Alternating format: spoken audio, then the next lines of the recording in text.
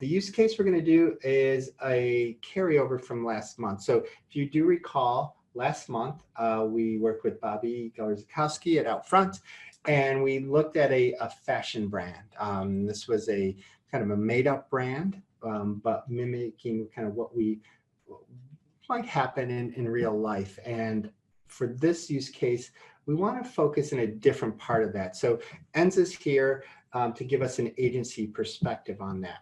And a lot of times when we've done these use cases, we've looked at that area of, okay, I've RFP'd this out and I've gotten all these units back, and how do I sift through that and how do I make my decisions? We wanted to go back even a little further with this use case, and how do we get from that client briefing to an RFP that's going to allow Enza and her team to really look at the units and be more efficient and make sure that the communication flow is kind of really when it needs to be for, to make sure everybody is on the same page with what's coming back and what's going out. So that's where a lot of the conversation will be around today as well. And so just to refresh, the brand is Maza. They're a new luxury fashion brand, high-end fashion, trying to establish themselves in New York City, again, one of the top fashion markets across the globe. So they want to introduce themselves here to the US market. And they compete with fashion brands like Gucci and Prada, other competitive Italian brands, so to speak. And they're trying to reach that young, trendy urbanite. So I'm going to pause here, and I just want to ask Enza, this was our example of a client brief. And, is this sometimes the extent to what you get from a client, or maybe even a new client like this, Yeah, I mean, in most cases, if we get this is actually a lot.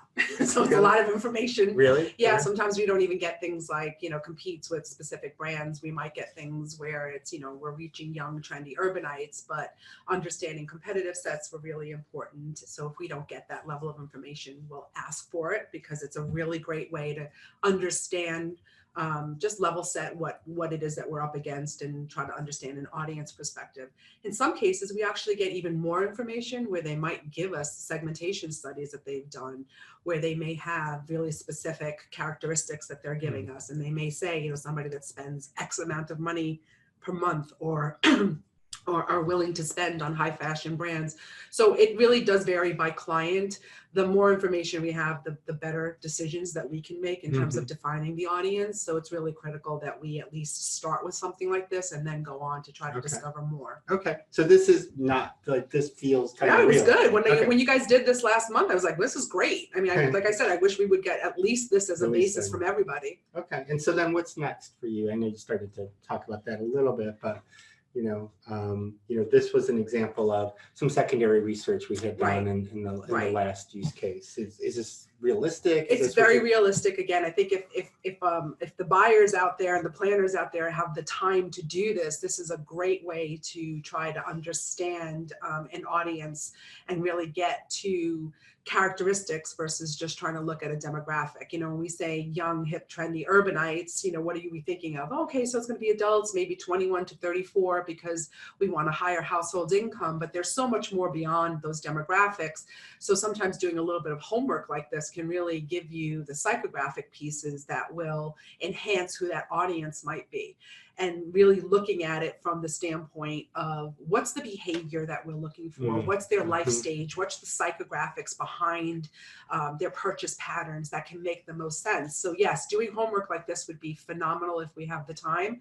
Like I said, in some instances, some clients actually give us this. Yeah, they provide it, and then you're golden. The trick is really trying to then translate it over to what's available to us in in the insight suites, right? So if we have all of this, what do we have available that makes the most sense? Okay, so that's what you're doing. So you're getting this, you got that high level client brief, maybe been able to do some secondary research, you kind of know who their target is, and so then you come into the insight suite, so to speak, or whatever you're accessing through the API.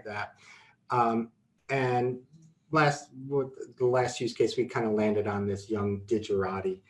So what happens next? Let's say you find this audience out and seems great.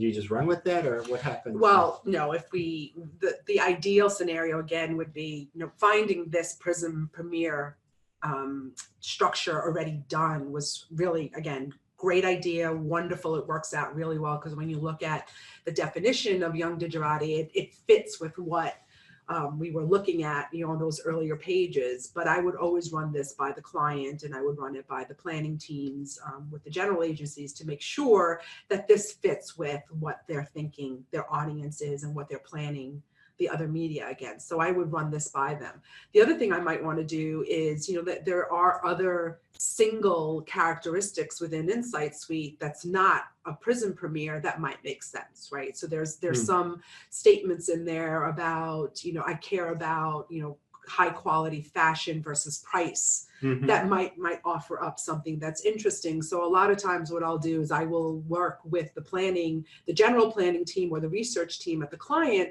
to say, these are the potential audiences that make the most sense to me based on what you've given me. I think that the Prism Premier segment 4 makes the most sense, but here are some other alternatives. Do we want to look at those? Do we prefer to only look at this one? So in some cases, we might actually look at multiple audiences at the same time, or we might just go and choose this one. They said this one fit perfectly from the description, so it made sense. So is this an early step? Like, are there multiple things happening at the same time, or is it like we need to get our audience set first before we can even go forward? Great question. I would love to be able to tell you that it's a very linear, and it's not. There's definitely other things going on. A lot of times while while our team is looking to pull in the target audience and looking at what's available, we're probably running things already behind the ones that we think make the most sense. But ultimately, before we send the RFP out, ideally we'll have the client buy in on the audience. Yes, yes. That otherwise we're just going to be spinning wheels. Gotcha. And so that leads to kind of this actually good segue into the next part of this use case, where we're in that strategic planning phase. And this is if you joined last month, is this kind of the guts, so to speak, of those beginning stages of a brief or a RFP development. And just again to revisit client's high-end fashion brand, the Maza. But one of the key things that I've underlined here is this idea of like, I want high impact placements. I want to create big awareness. Like, again, one that seems pretty it doesn't seem unusual. It's a very common. But it's very vague. Like, what do you do with that? I'm sure all the media operators out there are cringing, because I can't tell you how many RFPs you've probably gotten just in the past couple of days, asking for things like that. And I think that the trick of this is, high impact actually does have some meaning. It's not as vague as you think it is when it comes to the fashion industry, right? So knowing what the competitors are doing and knowing what fashion brands look for, high impact generally means they like to look at big units. They like to look at them in specific areas of the market where they think this type of audience might be located. I think it's important for us to build out and give better direction to our partners out there. So that's why having the formats where we say things that aren't digital bulletins and that we want walls and murals can make a lot of sense, because it'll help focus it. Because otherwise, what's high impact for me may not necessarily be the same thing for one of the operators, but you have to put it in the perspective of the client. So when you're looking at a fashion brand, I know that some of you guys out there that might have some phenomenal digital screens may think that they're high impact. They're great. But for this fashion brand, we have to think about what that really means for them. So I think it's on us to give that direction of the type of formats that actually might actually represent. Okay. Cool.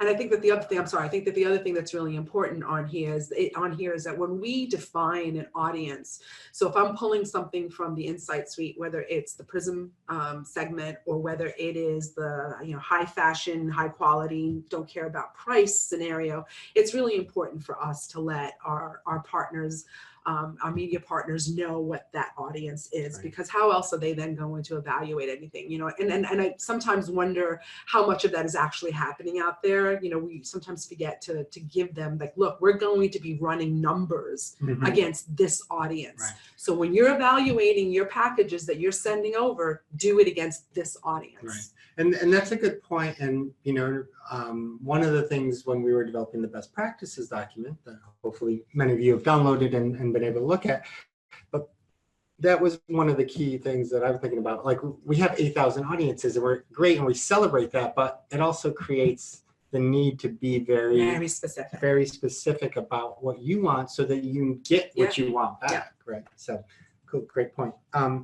And so then as we were developing this together, we talked about, this point about, New York, but even still, you want to explore, you're going to explore the market first before moving on. And right. kind of what does that mean for you when you're doing this? I mean, there's a lot of different things that we're going to play around with, and it kind of goes back to an earlier question that you asked in terms of what's happening simultaneously. It's we're getting, approval on our audiences. What we're doing is we're going in and understanding the makeup of the market. Now, New York, I'm based in New York, so I know it pretty well. But my first step is still to go back into the system to understand who are the operators, what do they have in the marketplace, what am I looking at, what kind of areas might make the most sense for this audience, and understanding that becomes, I think, the most critical piece, so that again I can give better direction to our partners, so when they come back to us, we're not just all over the place. Mm-hmm. Mm-hmm. Okay, and so looking at this one is the example, looking at target impressions.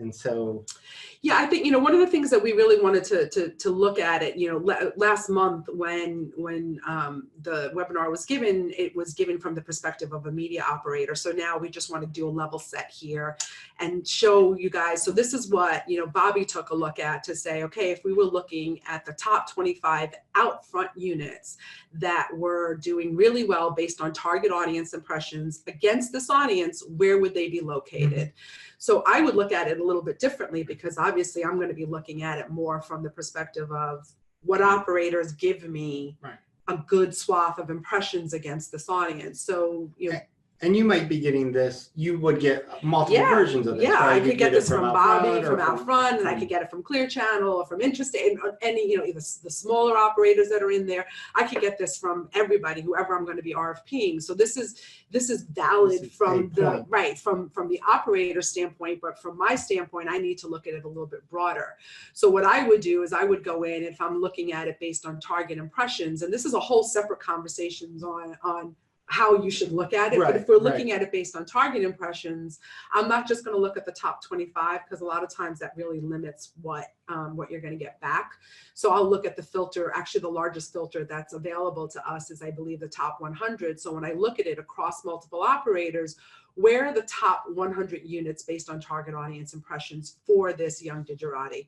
And you can see it's a little different. It's very different than what was coming up when I was just looking at a single operator. So I'm starting to see units on the New Jersey Turnpike, that wasn't in there before. You're seeing things in downtown Manhattan. You're seeing things in Brooklyn. You're seeing things in Long Island City, and even out in Queens, a little bit closer to, I think that's like right by the airport, or on one of those, So, you're starting to see units that are popping up that are very different than what was on that, the prior one, because now we're opening it up. Now, again, this is based on target impressions. So the New Jersey Turnpike has a ton of traffic on there. So of course, units like that are going to pop up. Right. Okay. When you look at it from a reach perspective, it's a similar story. Again, when we looked at it last month, when you guys did it, you're still kind of concentrated in the main areas of Manhattan. You're looking at, again, it's going to be Times Square. It'll be Midtown by Penn Station, by Port Authority. You do have some units that are popping up in Brooklyn and Long Island City, but again, it's still pretty concentrated. When I look at it, and I'm looking at it across multiple operators, for this one I actually did top 50, because it got a little crazy actually with the top 100. But when I'm looking at top 50, it's giving me similar patterns to what I was looking at with the impressions, where and that makes you feel, that kind of affirms, good. Right? Well, it affirms a couple of things, right? It's going to affirm, again, my knowledge of the market is, if I want a high fashion brand to have impact in the New York market, most people will focus on Manhattan only. Right, Manhattan, Manhattan, and downtown Manhattan. That's pretty much the way that we look at things. But this gives me a little bit of license to go back to the client and say, I don't know if you're ever going to look and consider New Jersey Turnpike for a high fashion brand, but if we are truly talking about reach and doing a high reach campaign, we might want to consider pulling in a unit. Right. you know, somewhere along there. It might have to be a really Well, special When unit. you think about, again, knowing the market, you think about Short Hills, the Short Hills Right, Mall, exactly. and things like that. Right. So that this becomes, I think, some of the ways that we can talk to our clients to let them know that there's things beyond just the gut feeling and the instinct, and even, you know, the perceptions that we have of the market, Yeah. to go out and look at units that might be a little outside what their comfort zone is. Right. And I think one thing I want to make a point of too, and I know we did mention this last month, and you know, just in the way we're talking about it now, it's like it's the kind of art and science to it, right? It's that, yeah, yes, we are able to provide so much more data than ever before with Geopath Insights, but it's still that local market knowledge. You do have, whether it's New York, whether it's, you know, Poughkeepsie or wherever, you bring that level of knowledge, Right. and one shouldn't trump the other, so to speak, No, right? no, it's always a combination of the two. The numbers really should help support some of, you know, the way I've always looked at it, and the way that I've tried to teach people in my career is that, you know, you use your knowledge, use your skills to think about what would make the most sense for this client, and then see if the numbers pan out. If they don't, then it's kind of it's a different aha moment, right? It's an aha of like, oh wow, I have to think about this a little bit differently. Right. Or it could be, wow, I was really good, you know, I was really close, and Great. here's what makes the most sense for the project. Okay. Now, this one is actually my favorite. I think, you know, if anyone has ever heard me do these webinars before, I really expound on composition quite a bit. It really gives you a very different look at the market, because we're not just talking about large units that have a ton of impressions being built behind it, or a lot of reach because it's in these high traffic areas. When you're talking about composition, you're really talking about audience concentration, right? That's what that word really means, audience concentration. So when you look at it, you get a slightly different skew of the type of units that might make the most sense. So when you guys looked at it last month, you know, within Outfront, you could see again, I mean, there's Outfront's inventory tends to, you know, fall within these areas, so they popped up. But again, now all of a sudden, look, units down in Brooklyn popped up, which was phenomenal. Like those weren't on those earlier ones when we were looking at reach and when we were looking at impressions. And you even have another one out in Jersey, where again it didn't pop up earlier. But when I look at it again across multiple operators, you really see an even, you know, greater story. It's again still concentrated in those areas, but then look again in Brooklyn, look again in Long Island City and other areas of the boroughs, where all of a sudden you're really seeing a lot of units that fall in clusters of where these people are, and operators like UAC or Lure or Alchemy, Colossal pop up because they have a good concentration of that audience with their units. They may not get a ton of impressions as compared to some of the other units, but it's showing you the concentration. Now, for some of the folks out there who don't have access to, you know, heat maps or other information on the audience and where they might be, this also gives me a sense of the areas I may want to focus in on. So what I might want to be able to do is, this for me as a starting point would be, it's not necessarily that I want just these units, but I might evaluate it and say, you know what, when I send out my RFP, I'm going to ask for units that are concentrated in 3 to 4 areas off of here. It's going to be downtown Manhattan, which again, I knew, but now I've got the proof, so that my aha moment here is like, dang, good job. But I'm also going to make sure that I do Brooklyn, and not only one area of Brooklyn, there's several places in Brooklyn that might make sense, and then as well as Long Island City. So it gives me some input and gives me some direction to be able to give that back to the media operators to say, here's where I want to focus some of the units. Now I might ask for a combination, right? I might ask for a combination of, I don't want just high composition units. I want units that have, you know, a nice impression. So this helps you get to that point, and then you could start to decide, okay, do I want some reach, or I want some impressions? Exactly. So from a starting standpoint, it's not just about the units that are actually popping up, but where are these units popping up? So it's really interesting in some ways to sometimes, when you take a look at it, is to almost go beyond the scope of the ask, which was non-digital bulletins and walls, right? And look at what else is in this area that can make a lot of sense. And when you look at a map like that, and you can see there's street furniture all over the place, which, you know, again, if we're based in New York, we know that that's the case. Now, what's interesting about this is that this just gives me a better sense of all of the opportunities I might have and all of the things that I might want to consider that fall within the area that I think is going to be, you know, really conducive for this client. Now, are we going to buy street furniture? I don't know. Most fashion brands like their big, iconic, high impact placements. But I actually look at this and I see a slightly different story. So for those of you who have street furniture, you might look at this and say, well, you know what if I create a mini saturation for this brand? If I create a mini saturation in a high concentrated area, then that allows me to tell this brand that your high impact means that there are people going to be walking down there and they're going to see you everywhere. Every block. Big, small, Boom. little, right. That gives you a very different kind of impact than just being on a big unit. So it gives me license and it gives me rationale to go back to the client and say, I have a different idea for you. They may not buy into it, but I've got some ideas. So that brings up, I'm sure maybe some operators on that call are like, okay, great, but you're not asking for that. How do I give you that? Like how does an operator let you know that? Well, I think, there's two different ways to answer that. One, this is something that I would do normally myself, is go through this and try to see if there's something that I can come up with that might make a lot of sense. So I might actually ask you for it. On the flip side, if I haven't asked you for it and you have those types of units that you think might make, you know, a lot of sense, and you want to propose something outside of the parameters of the RFP, that's okay. I'm always willing to look at that. And that's something that we try to teach our team all the time, is like, be open to the conversations, share as much as you possibly can, because you never know what you might get back. The only thing that I would ask is that you do it separately. So a lot of times, you know, unfortunately, we are a grid-based world. Everything goes out on grids because everything has to be ingested into, you know, systems and software. So do it on a separate tab. Do it on a, you know, Scott had said, well, you know, do it on a separate tab, or maybe even a completely separate file can make the most sense, because I know the grids that we sent out sometimes have multiple tabs. Send it out as a separate file. Don't not do it, but don't muck up the original request. Don't hinder the original request by trying to you know, be clear. Be clear and say, okay. And in some cases you may say, you know what, I don't really have anything that fits your high impact, but this is what I have. I'm all for that. I mean, I think some of you who may have gotten RFPs from me recently, you know that I'm always kind of like, and if you think of anything that can make sense, don't hesitate to throw it in there.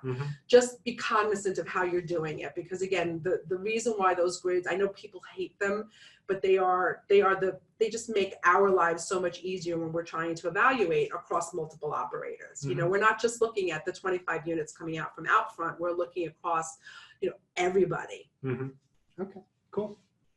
Great. And so the next thing we did here with this use case is we wanted to look back at the kind of results of the last month, where we landed, right? And so this is just a kind of side by side, you know, the map of the three different looks at the sets of units. And we looked at, again, across impressions, reach, composition.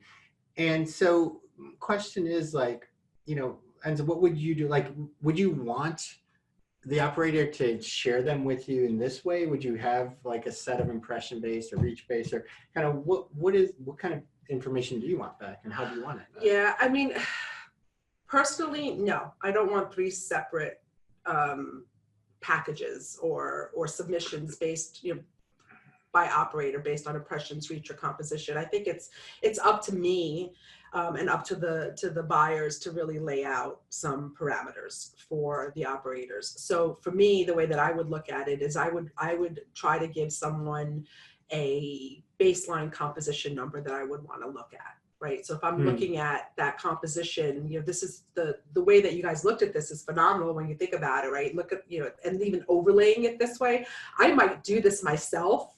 This type of analysis, once I get all of the proposals in, I might look at it this way, which makes a lot of sense to kind of take a look at, oh, wow, okay, so here are my, you know, target composition units, there are my reach units, where is their overlap, where is that they're not overlap, because I'm going to want to pick and choose from all three of these categories.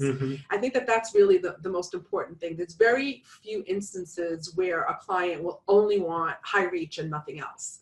Because if you're only looking at high reach, that means you have a lot of waste, and then you're paying for that. right? Because you're paying for those units. Right. So you really have to do a balancing act between the metrics to understand which units will make the most sense and ultimately get to whatever goal you've established.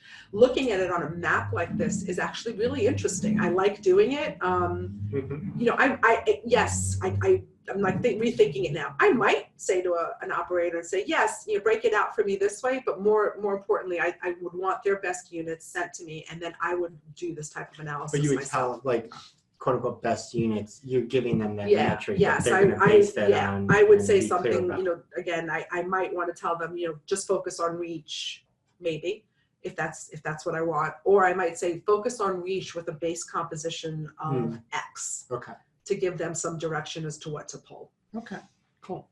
And I just want to pause. Oh, sorry. No, I just, and again, for those of you who have heard me speak before, I think that the main thing is always, all of these answers are, it depends. It will depend on the project. It will depend on the campaign. It will depend on what the actual objectives of the campaign are. Okay. So, you know, we've been talking for quite a bit now, and I just wanted to pause and just check in with Brian, see if there's any questions or anything we want to. No, nothing yet. Okay, great. And again, if there's questions, feel free to reach out and add them to the chat or the Q&A module. Sorry. And so then, kind of what happens next? Like, what is the kind of key takeaway? So we've gone through this kind of early part. We got briefed by the client. We found our audience. We looked at the inventory. We're trying to figure out, kind of get down to that point where you're starting to sift through all the information you get back. So getting to that, kind of creating the clear RFP that's going to allow you to do that. Right. So we wanted to just kind of start talking about some of that. To me, you know, I think we touched upon this earlier. It's really incumbent upon, you know, us as planners and buyers of the medium to make sure that we clearly define the target audience for our partners. You know, the worst thing to do is to say high impact units for a fashion audience and then not give them something, and then you're evaluating it on something completely different than adults 18 plus. So we really, all of us have to get on the same page to ensure that when we define an audience, especially when we're looking at a very specific segment like that from Prism, or we're looking at one line item that has some sort of a psychographic statement, that we're really clear with the operators that that's what we're going to be using as part of the evaluation. Cool. You know, I think it is important to be specific about the media types we want to consider. You know, the worst thing that it's ever, you know, comes through is when you, especially you're looking at a market like New York, where you have quite a few operators out there and everybody wants to put their stuff forward, and all of a sudden I'm getting, you know, 50, 60, 70 different proposals back, and each one can have anywhere from 5 to 20 units. That's a lot. So if there are specific formats that we think are really important, it's again important for us to let them know. Again, do not let this sway you from not providing some units that you think might make sense that are outside of the parameters. Just do it separately. Don't do it on that same. And would that be something, so as I look at this statement, like one thing I could read into it is like, you know, just the previous conversation, like, yes, we're focusing on walls and bulletins, but I am open to X, Y, and Z. Like, is that something that you would communicate out? Yeah, I try to. If I don't always do it, because it will depend on, there's my favorite words, it will depend on that project, but this is going to be very personal to every planner buyer. If I'm asking you very specifically for bulletins and walls, and I'm not making a statement like, if you think that there's something else you might want to consider, I would ask, if I was the operator, I would ask, hey, would you consider something like this? And I may say, you know what, I can't for this one. If I don't put it, that's if I don't put it in there. Because yeah, I'd like to say that I do it all the time, but I don't. But I think it's just respectful to ask if someone else, if the other, if someone else would consider adding in different elements. Okay. You know, for us, I think it's really important, you know, while I don't want to always make it about geography, right? The whole idea behind an audience-based system is that it kind of frees us just from a physicality of a location. But understanding areas of concentration is really important. it helps to focus and provide some specific direction for our partners so that they can give us the relevant units that make the most sense. Because if I just say the New York DMA, I'm going to get stuff from all over the place, and that just doesn't make sense. Mhm. So giving them, areas of concentration is I think ideal. The metrics, we touched upon this earlier, are really important to balance. It's never a one and done type of thing. Composition gives us a base level of understanding that audience concentration. But what do we mean by high reach? What do we mean by high impressions? Which are the things that we're going to focus on the most? So being able to give people that kind of direction, letting them know, I don't want to consider anything that's above this percentage, or it has to be at least average composition. I would prefer things at 120 comp index. That's typically something I might say. And then I want units that have, your highest reach units against that audience. That's going to give me a nice balance of concentration, as well as maximizing the client's budget to get, a reach number. Now, again, everything is going to be relative to the project that you're working on, but it's important that we let right, because that's like quotes like high. It's dependent on. Yeah. High might be. Exactly. And then ultimately you have a CPM, right? You're ultimately going to analyze whether those units make the most sense from an efficiency standpoint. Okay. Brian, just checking in again as we're nearing the end of the session. Just want to check in to see if there are any other questions that might have come in or anything. Yeah, there's one about how you determine the composition area. So just in case, so just to repeat it, I know Brian's kind of far away from the mic, but how do you determine the composition area? So if I don't know if we can have a chance to go back to the map. So the way to think about it is, so you have evaluating composition and evaluating the area for composition are two different things, right? So if we want to look at areas of that show a high concentration of the audience, when I'm looking at a map like this, again, it's not heat coded based on the audience, but where are the clusters of my units? So if I'm looking at where these units are clustered, you can see, again, that downtown Soho, Chelsea area that, again, makes very great sense for an audience like this. And then you look at, where you have clusters of units. So you have that cluster down there. You have a cluster off to the right there's like 3 walls in purple there. That allows me to say that might be an area that will make sense for me to look at what other units are there that might give me more reach, but may not have a high composition. So hopefully that makes sense. So it's more like eyeballing the map to understand where these units that have a very high concentration of the audience, where are they physically located, that then determines that might be an area that I want to go and focus on.